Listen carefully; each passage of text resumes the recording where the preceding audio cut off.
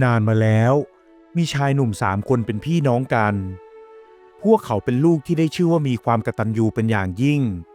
เพราะเขาต่างช่วยกันดูแลพ่อแม่ที่แก่และเจ็บป่วยเรื้อรังมาหลายปีโดยทั้ง3 คนต่างก็แบ่งหน้าที่กันดูแลพ่อแม่ตามความถนัดของตนพี่ชายคนโตมีรูปร่างใหญ่โตแข็งแรงและกำยำเขาจึงอาสาออกไปทำงานรับจ้างเพื่อหาเงินมาเลี้ยงดูพ่อแม่และซื้อยาให้กับท่านทั้งสองแต่เนื่องจากพ่อแม่เจ็บป่วยหลายโรคทำให้เขาทำงานเท่าไหร่ก็แทบจะไม่มีเงินพอค่ายาพี่ชายคนรองมีรูปร่างเล็กกว่าพี่ชายคนโตเขามีผิวพรรณดีราวกับลูกผู้ดีมีเงินทว่าเขามีดวงตาเล็กยิบหยีริมฝีปากหนาจมูกเหมือนชมพู่เรียกว่าสาวคนใดเห็นเป็นต้องร้องยี้และแอบนินทาว่าร้ายเขาว่าเป็นคนขี้เหร่ดังนั้นเวลาที่เขาออกไปหางานรับจ้างเขาจะต้องโพกหน้ามิดชิดให้เหลือแค่เพียงดวงตาเท่านั้นส่วนน้องชายคนเล็กเป็นคนที่มีรูปร่างผอมแห้งเจ็บป่วยง่ายเขาจึงมีหน้าที่อยู่บ้านดูแลหุงหาอาหารและป้อนข้าวป้อนยาให้กับพ่อแม่พี่ชายทั้ง2 คนนั้นบางทีก็ไปทำงานนานเป็นเดือนๆกว่าจะกลับมาบ้านระหว่างนี้น้องคนเล็กก็ต้องพยายามใช้จ่ายเงินอย่างประหยัดที่สุดเขาต้องวางแผนในการซื้อข้าวปลาอาหารและซื้อยาให้กับพ่อแม่ให้เพียงพอกับเงินที่มีชายหนุ่มไม่ได้รังเกียจในการดูแลพ่อแม่แต่บางครั้งเขาก็คิดอยากจะออกไปดูโลกภายนอกบ้างว่าเป็นอย่างไรเพราะตั้งแต่ที่เขาโตมาชีวิตของเขาก็มีแต่อยู่บ้านต้มยาสมุนไพรเก็บผักเลี้ยงไก่แล้วก็เก็บไข่มาทำอาหารให้พ่อกับแม่เท่านั้นชายหนุ่มเคยเอ่ยปากว่าอยากออกไปทำงานข้างนอกบ้างแต่พี่ชายทั้ง2 คนต่างบอกว่าหากเขาออกไปแล้วใครจะอยู่ดูแลพ่อแม่ที่สำคัญพวกพี่ๆก็เชื่อว่าหากให้เขาออกจากบ้านได้ไม่นานเขาจะต้องล้มป่วยอย่างไม่ต้องสงสัยสุดท้ายชายหนุ่มจึงต้องยอมรับสภาพอยู่โยงเฝ้าบ้านแต่โดยดี3 คนพี่น้องดูแลพ่อแม่มานานหลายปีใครๆก็เห็นถึงความกตัญญูของพวกเขาแม้แต่เทวดาก็มองเห็นวันหนึ่งพ่อกับแม่เกิดอาการป่วยกำเริบหนักทั้ง2 คนลูกชายคนเล็กก็พยายามดูแลพ่อแม่อย่างเต็มที่แต่ดูเหมือนอาการของพ่อแม่จะไม่ดีขึ้นเขาจึงฝากข่าวคนในหมู่บ้านให้ไปบอกพี่ชายทั้งสองว่าให้รีบกลับมาที่บ้านเพื่อมาดูใจพ่อแม่เพราะอาการของทั้งสองหนักเต็มทีคาดว่าจะอยู่ได้อีกไม่กี่วันหลังจากฝากข่าวไปแล้วอีก2 วันต่อมาพี่ชายทั้ง2 คนของเขาก็กลับมาถึงบ้านทั้ง2รีบเข้ามาดูแลพ่อแม่เป็นครั้งสุดท้ายหลังจากนั้นวันรุ่งขึ้นพ่อกับแม่ก็ได้เสียชีวิตลงพร้อมกัน3 พี่น้องเสียใจมากพวกเขาพาร่างของพ่อกับแม่ไปทำพิธีเผาที่ป่าท้ายหมู่บ้านและเก็บเท่ากระดูกของพ่อแม่ใส่โกรธกลับมาบูชาที่บ้านยามค่ำคืน3 พี่น้องต่างปรึกษากันว่าหลังจากนี้พวกเขาจะใช้ชีวิตอย่างไรต่อไป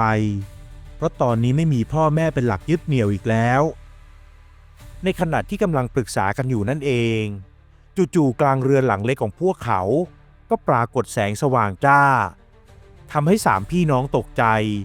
พวกเขาจึงพากันกระโดดมานั่งเบียดชิดกันด้วยความกลัวจนกระทั่งแสงสว่างนั้นเริ่มจางลงก็ปรากฏเป็นร่างของชายผู้หนึ่งที่มีผิวพรรณผุดผ่องเหมือนทองคำใบหน้ายิ้มแย้มแลดูใจดีอย่ากลัวข้าเลยข้าคือเทวดาที่เห็นมาตลอดว่าพวกเจ้ามีความกตัญญูต่อบิดามารดามากเพียงใดที่มานี้ก็เพื่อจะมอบของวิเศษให้กับพวกเจ้าเพื่อตอบแทนความดีที่พวกเจ้าทำเทวดาเอ่ยเช่นนั้นพอ3 พี่น้องได้ยินอย่างนั้นก็รีบยกมือไหว้ท่วมหัวข้าจะมอบของเอาไว้ให้3 อย่างพวกเจ้า3 พี่น้องไปแบ่งปันกันเองก็แล้วกันว่าใครควรจะได้สิ่งไหนของอย่างแรกคือหีบวิเศษผู้ที่เป็นเจ้าของ สามารถขอทรัพย์สมบัติจากหีบนี้ได้ไม่จำกัดของวิเศษอย่างที่สองคือกระจกเจ้าสามารถเสกให้ใครหน้าตาสวยหล่อก็ได้เพียงแค่ใครคนนั้นยกกระจกขึ้นส่องแล้วเอ่ยคำพูดออกมาและของวิเศษอย่างที่สามก็คือรองเท้าผู้ที่สวมใส่มันสามารถไปที่ไหนก็ได้ดั่งใจต้องการชายหนุ่มทั้ง3 คนต่างตื่นตะลึงกับของวิเศษทั้ง3 อย่างที่บัดนี้ได้วางอยู่ตรงหน้าพวกเขาแล้วพวกเจ้าจงตัดสินใจให้ดีว่าอยากได้อะไรขอให้พวกเจ้าโชคดีในสิ่งที่เลือกนะเทวดาเอ่ยจบแล้วก็หายวับไปพี่ชายคนโตอาศัยที่ตัวใหญ่และแข็งแรงกว่าใครกระโดดผุงทีเดียวไปถึงหีบสมบัติเขากอดหีบสมบัติเอาไว้อย่างหวงแหนปากก็ร้องตะโกนบอกน้องชายทั้งสองข้าเป็นพี่คนโตข้าทำงานหนักมากกว่าใครข้าจึงมีสิทธิ์เลือกก่อนเพราะฉะนั้นข้าขอเลือกหีบสมบัติหีบนี้พอได้ฟังคำของพี่ชายน้องทั้งสองก็หันมามองหน้ากันและยังไม่ทันที่น้องคนเล็กจะพูดอะไรพี่ชายคนรองก็พุ่งตัวไปคว้าเอากระจกมาถือไว้ทันทีแต่ไหนแต่ไรข้านั้นแสนอัปลักษณ์ไม่กล้าที่จะถอดผ้าคลุมหน้าเมื่ออยู่ต่อหน้าผู้ใดดังนั้นข้าขอถือสิทธิ์ครอบครองกระจกพิเศษอันนี้เมื่อพี่ชายคนโตกอดหีบสมบัติแน่นพี่คนรองก็คว้ากระจกมากอดไว้เช่นกันน้องชายคนเล็กจึงเอื้อมไปหยิบรองเท้าที่เหลือมาเป็นของตนเองข้าเป็นคนอ่อนแอขี้โรคไม่เคยได้ไปไหนไกลเรือนกับใครเขาบางทีรองเท้าวิเศษนี่อาจจะเหมาะกับข้าที่สุดแล้วเขาไม่ได้รู้สึกน้อยเนื้อต่ำใจเลยที่ไม่มีสิทธิ์เลือกตรงกันข้ามเขากลับรู้สึกดีเสียด้วยซ้ำที่ได้เป็นเจ้าของรองเท้าวิเศษคู่นี้เพราะเขาจะได้ออกไปดูโลกกว้างออกไปดูว่าข้างนอกมีอะไรน่าสนใจบ้างเมื่อตกลงกันได้แต่โดยดีไม่มีการทะเลาะกันพี่น้องทั้ง3ต่างก็แยกย้ายกันไปโดยนัดกันว่าทุกปีจะต้องกลับมาที่บ้านนี้เพื่อมาสอบถามสารทุกข์สุขดิบกันชายหนุ่มที่เป็นพี่คนโตเอาผ้าห่อหีบสมบัติแล้วก็ออกเดินทางไปก่อนใครเขาตั้งใจว่าจะไปตั้งตัวที่เมืองอื่นและเขาจะหาผู้หญิงมาแต่งงานให้ได้ด้วยก่อนหน้านี้เวลาที่เขาชอบพอผู้หญิงคนไหนพอผู้หญิงพาไปบ้านและพ่อแม่ของฝ่ายหญิงบอกว่าหากอยากแต่งงานก็จงนำสินสอดมาสู่ขอตามประเพณีซึ่งชายหนุ่มก็ต้องอกหักผิดหวังเพราะรู้ดีว่าตนไม่สามารถหาเงินมาเป็นค่าสินสอดได้อย่างแน่นอนด้วยเงินค่าจ้างทั้งหมดที่ได้ก็หมดไปกับค่ายาและค่าอาหารของพ่อกับแม่มีเหลือติดตัวไว้เพียงนิดหน่อยเท่านั้นดังนั้นเมื่อเขาไม่ต้องกังวลเรื่องเงินทองแล้วเขาก็จะสมหวังมีครอบครัวมีภรรยาเหมือนผู้ชายคนอื่นๆเสียที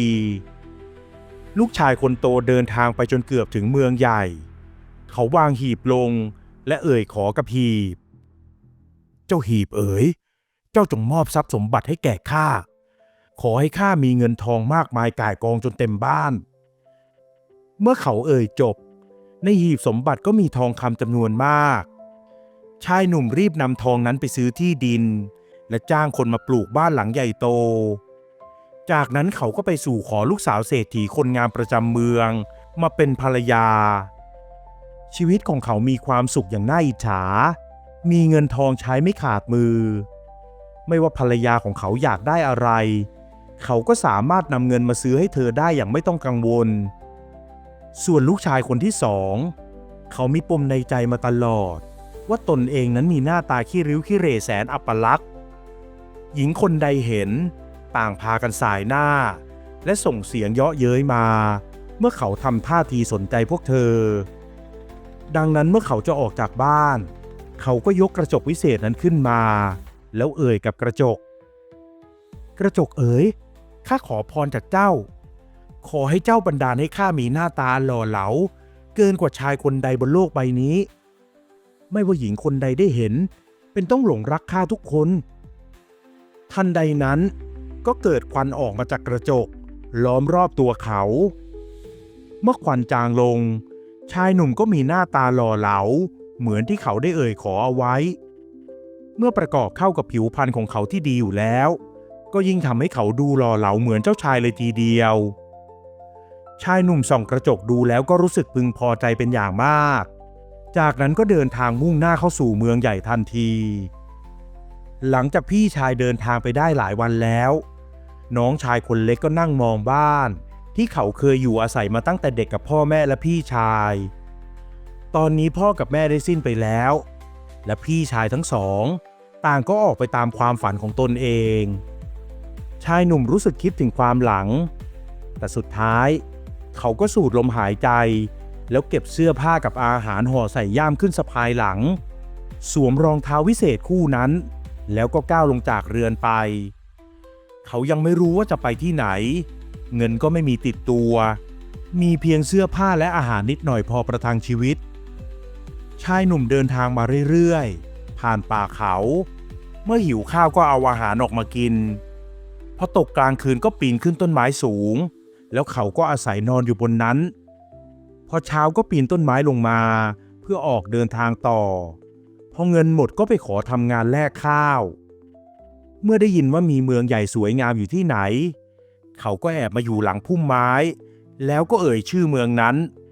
จากนั้นก็ไปปรากฏตัวที่นั่นเขาเดินเที่ยวชมเมืองและขอทำงานแลกอาหารประทังชีวิตไปเรื่อยๆชายหนุ่มได้เดินทางไปยังเมืองต่างๆมากมายตามที่ใจต้องการได้พบเห็นผู้คนมากมายหลากหลาย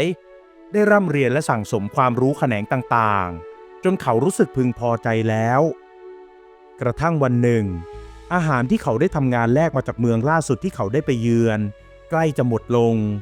ก็พอดีกับที่เขาเดินทางมาถึงเมืองใหญ่อีกเมืองหนึ่งในขณะที่กำลังคิดว่าจะมาทำมาหากินอะไรอยู่นั้นเขาก็เห็นคนกำลังมุงดูอะไรบางอย่างเมื่อเขาเดินเข้าไปใกล้ก็ได้ยินเสียงคนเป่าร้องว่าลูกสาวของเศรษฐีถูกโจรจับตัวไปเรียกค่าไถ่หากใครสามารถช่วยลูกสาวของท่านเศรษฐีออกมาได้จะมีรางวัลให้เป็นเงินทองจำนวนมากพอชายหนุ่มได้ยินดังนั้นก็เข้าไปอาสาข้าขออาสาทันทีที่เขาพูดจบก็มีแต่คนหันมามองพอเห็นว่าเขาเป็นเพียงชายหนุ่มรูปร่างผอมบางเหมือนคนขี้โรค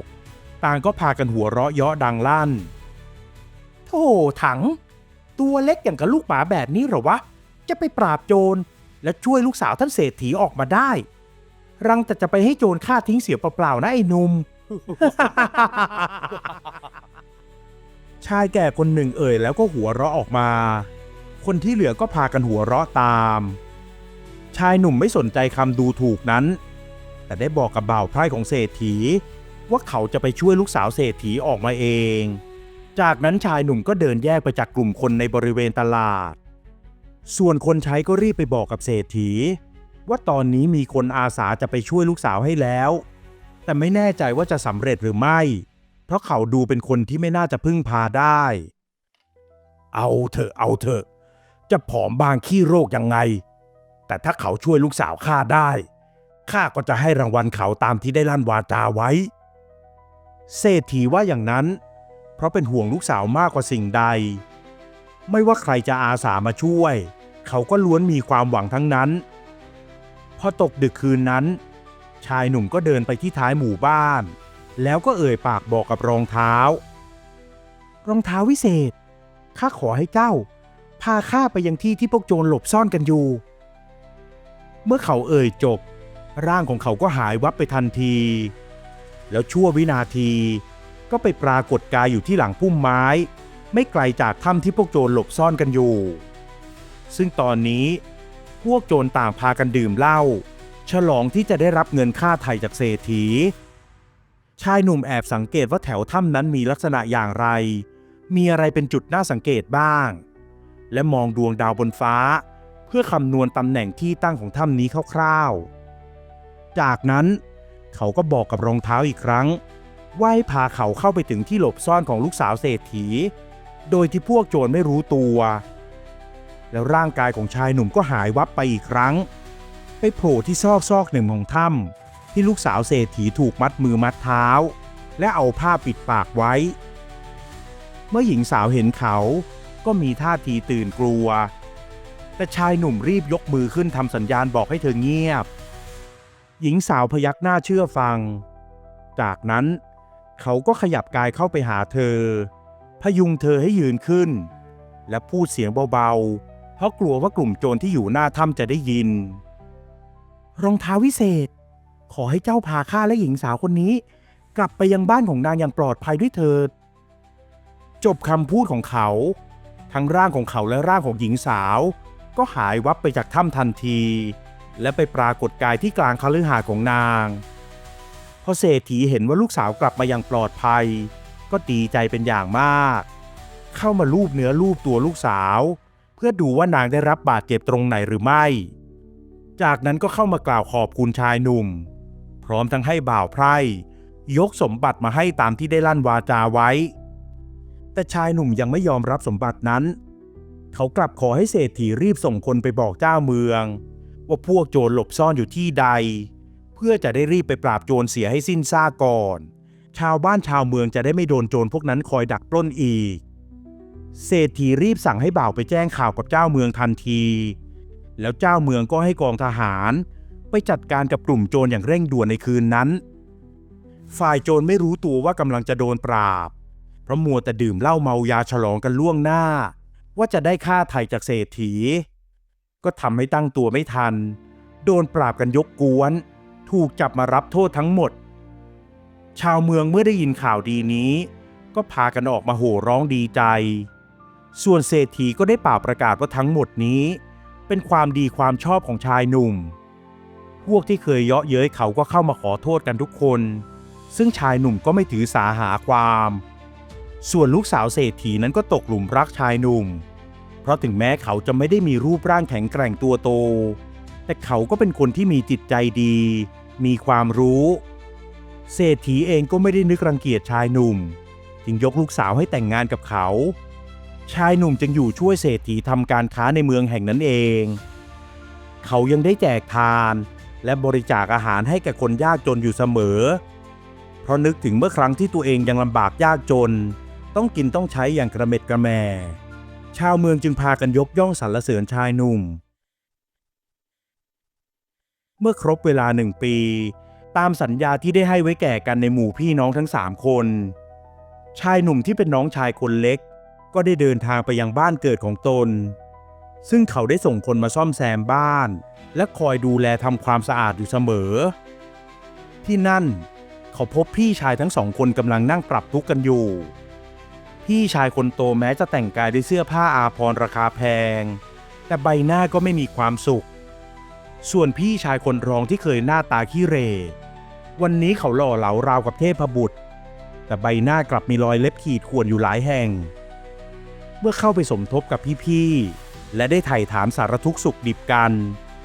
ชายหนุ่มก็ถามพี่คนโตว่าเหตุใดถึงดูไม่มีความสุขเลยก็ข้าน่ะขอพรจากหีบสมบัติว่าขอให้มีเงินทองกองเต็มบ้านเจ้าหีบสมบัติมันก็บันดาลเงินทองมาให้ข้าเต็มบ้านจริงๆเดินไปทางไหนในบ้านก็มีแต่เงินแต่ทองเต็มไปหมดจนไม่มีที่จะกินจะนอนกันอยู่แล้วปลูกบ้านใหม่เงินทองก็กองเต็มล้นบ้านอีกสุดท้ายก็ต้องไปปลูกกระต๊อบเล็กๆอยู่เพราะกระต๊อบไม่ใช่บ้านเงินทองมันเลยไม่ตามไปงอกเงยที่นั่นได้ฟังสาเหตุความทุกข์ของพี่ชายคนโตแล้วชายหนุ่มก็ได้แต่สายหน้าแล้วหันมาถามพี่ชายคนรองข้าน่ะแต่ไหนแต่ไรเกิดมามีหน้าตาขี้ริ้วขี้เหร่ก็หวังว่าจะมีหน้าตาหล่อเหลาเกินกว่าผู้ชายคนไหนผู้หญิงเห็นก็ต้องรักต้องหลงพอหลงรักพวกนางก็ทุ่มเทเงินทองให้ข้ามีกินมีใช้สบายแต่แทนที่จะมีความสุขกลับกลายเป็นมีแต่ทุกข์เพราะผู้หญิงต่างพากันตบตีแย่งชิงข้าไม่เว้นแต่ละวันสาวแก่แม่ไม้ก็พากันลุ่มหลงเอาเงินเอาทองมาให้ทำเอาสามีและญาติของพวกนางมาไล่ตีทำร้ายข้าจนข้าต้องหาที่หลบแทบทุกวันเลยคิดจะแต่งงานมีเมียให้รู้แล้วรู้รอดพอมีเมียข้าก็เที่ยวหึงข้าทุกวันหาว่าข้าจะไปมีคนอื่นไล่ตบตีข่วนหน้าข้าหวังจะให้ข้าขี้เหร่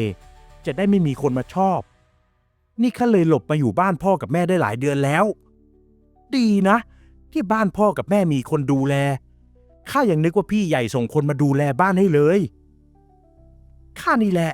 เป็นคนส่งคนมาดูแลบ้านนี้เองน้องชายคนเล็กบอกพลางถอนหายใจกับปัญหาของพี่ๆเพราะไม่รู้จะช่วยอย่างไรดี และในตอนนั้นเอง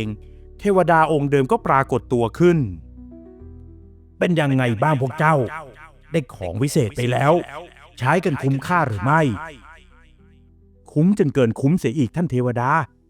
คุ้มจนข้าขอคืนของวิเศษดีกว่าเพราะทุกวันนี้ไม่ได้ใช้ชีวิตอย่างสงบเลยพี่ชายทั้งสองคนต่างพูดพร้อมกันแล้วก็เอาหีบสมบัติกับกระจกวิเศษคืนให้กับเทวดาแต่พี่ชายคนรองยังมีข้อแม้อีกนิดหน่อยแต่ข้าขอให้หน้าตาของข้าอย่ากลับไปขี้เหร่เหมือนเดิมเอาหน้าตาแบบธรรมดาไม่ต้องหล่อมากก็พอจ้ะแล้วเจ้าล่ะเจ้าหนุ่มคนน้องสุดท้องเจ้าเป็นยังไงบ้างเทวดาหันมาเอ่ยถามน้องชายคนเล็กข้าใช้รองเท้าคู่นี้เพื่อช่วยเหลือคนและเดินทางไปดูโลกตามความต้องการของข้าจนพอใจแล้วตอนนี้ข้าอยู่ในฐานะที่จะช่วยเหลือคนอื่นได้โดยไม่ต้องพึ่งมันอีกแล้วข้าขอคืนมันให้กับท่านเช่นกันน้องคนสุดท้องเอ่ยพร้อมกับวางรองเท้าคืนให้กับเทวดาเอาล่ะถือว่าพวกเจ้าต่างก็ได้บทเรียนและเรียนรู้แล้วว่าจะใช้ของวิเศษอย่างไรถึงจะมีประโยชน์สูงสุดถ้าอย่างนั้นข้าก็ขอให้ชีวิตของพวกเจ้าต่อจากนี้จงมีแต่ความสงบสุขก็แล้วกันแล้วก็อย่าลืมช่วยเหลือคนที่เดือดร้อนหรืออ่อนแอกว่าเพราะยังไงเสียพวกเจ้าก็ยังมีมากกว่าคนอื่นของวิเศษอะไรก็ไม่วิเศษไปกว่าน้ำใจและการรู้จักช่วยเหลือเห็นอกเห็นใจผู้ที่ด้อยกว่าหรอกนะเทวดาสอนชายหนุ่มทั้ง3 คนจากนั้นก็หายตัวไป3 พี่น้องจึงตกลงพักค้างคืนที่บ้านของพ่อแม่ต่ออีก1 คืนเพื่อเล่าเรื่องราวชีวิตใน1 ปีของแต่ละคนจากนั้นวันรุ่งขึ้นก็แยกย้ายจากกันไปโดยมีสัญญาว่าจะมาพบกันที่บ้านพ่อแม่เหมือนเดิมทุกปีพี่ชายคนโตพอไม่มีหีบวิเศษสมบัติของเขาก็ไม่ได้งอกเงยออกมาอีกทำให้เขาไม่ต้องลำบากออกมาอยู่กระต๊อบเล็กๆอีกแล้วพี่คนรองหน้าตาของเขาไม่ได้หล่อเหลาราวกับเทพบุตรเหมือนเดิมเขามีหน้าตาธรรมดาที่ตอนแรกเมียเขาเกือบจำไม่ได้แต่พอเขาพูดถึงความลับที่มีเธอกับเขาเท่านั้นที่รู้เมียของเขาก็รู้ได้ในทันทีว่านี่คือสามีของนางและทั้งสองก็ใช้ชีวิตกันอย่างสงบสุขไม่ต้องมีเรื่องหึงหวงหวาดระแวงกันอีกน้องชายคนเล็กเดินทางกลับมาที่บ้านพ่อตาของเขาช่วยพ่อตาทำมาค้าขายจนกิจการค้าขายรุ่งเรืองมากขึ้นกว่าเดิมและยังหมั่นทำบุญบริจาคทานเหมือนเดิมทั้งเขาและภรรยาชื่อเสียงของเขาจึงเลื่องลือไปทั่วในฐานะเศรษฐีผู้ใจบุญ